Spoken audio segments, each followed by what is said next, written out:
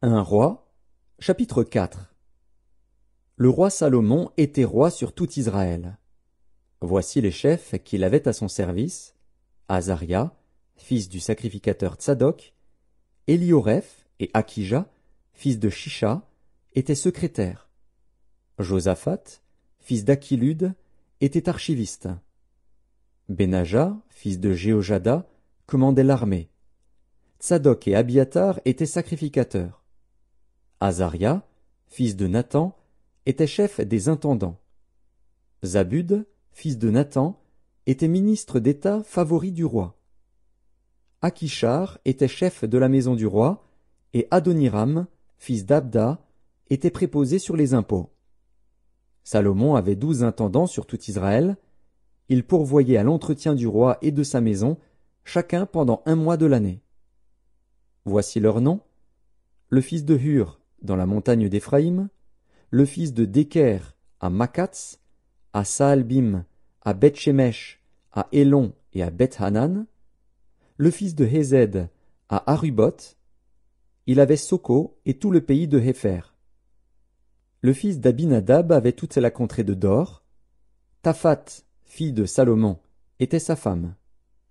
Baana, fils d'Achilude, avait Tahanak et Megiddo, et tout Beth-Shean qui est près de Tsartan, au-dessous de Jizréel, depuis Beth-Shean jusqu'à Abel-Méhola, jusqu'au-delà de Jokméam. Le fils de Géber, à Ramoth en Galaad. Il avait les bourgs de Jaïr, fils de Manassé, en Galaad. Il avait encore la contrée d'Argob en Basan, 60 grandes villes à murailles et à barres d'airain. Akinadab, fils d'Iddo, à Mahanaïm. Akimaatz, en Nephtali. Il avait pris pour femme Basmath, fille de Salomon. Baana, fils de Hushaï, en Nazer et à Béaloth. Josaphat, fils de Paruar, en Issachar. Shimei, fils d'Éla, en Benjamin. Géber, fils d'Uri, dans le pays de Galaad. Il avait la contrée de Sion, roi des Amoréens, et d'Og, roi de Basan. Il y avait un seul intendant pour ce pays. Juda et Israël étaient très nombreux, pareils au sable qui est sur le bord de la mer.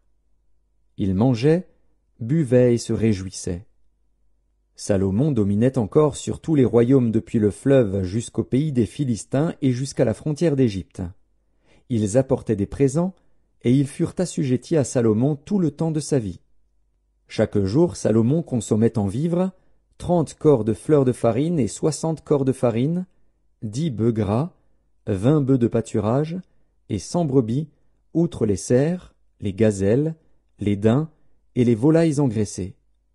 Il dominait sur tout le pays de l'autre côté du fleuve, depuis Tifzarch jusqu'à Gaza, sur tous les rois de l'autre côté du fleuve.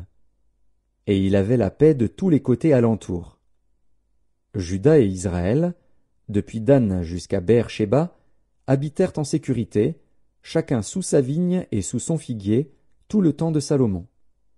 Salomon avait 40 000 crèches pour les chevaux destinés à ses chars, et 12 000 cavaliers. Les intendants pourvoyaient à l'entretien du roi Salomon et de tous ceux qui s'approchaient de sa table, chacun pendant son mois. Il ne laissait manquer de rien. Il faisait aussi venir de l'orge et de la paille pour les chevaux et les coursiers dans le lieu où se trouvait le roi, chacun selon les ordres qu'il avait reçus. Dieu donna à Salomon de la sagesse, une très grande intelligence, et des connaissances multipliées comme le sable qui est au bord de la mer. La sagesse de Salomon surpassait la sagesse de tous les fils de l'Orient et toute la sagesse des Égyptiens. Il était plus sage qu'aucun homme, plus qu'Étan, les Zrakites, plus qu'Éman, Calcol et Darda, les fils de Macol. Et sa renommée était répandue parmi toutes les nations d'alentour. Il a prononcé 3000 sentences et composé 1005 cantiques. Il a parlé sur les arbres, depuis le cèdre du Liban jusqu'à l'hysope qui sort de la muraille. Il a aussi parlé sur les animaux, sur les oiseaux, sur les reptiles et sur les poissons.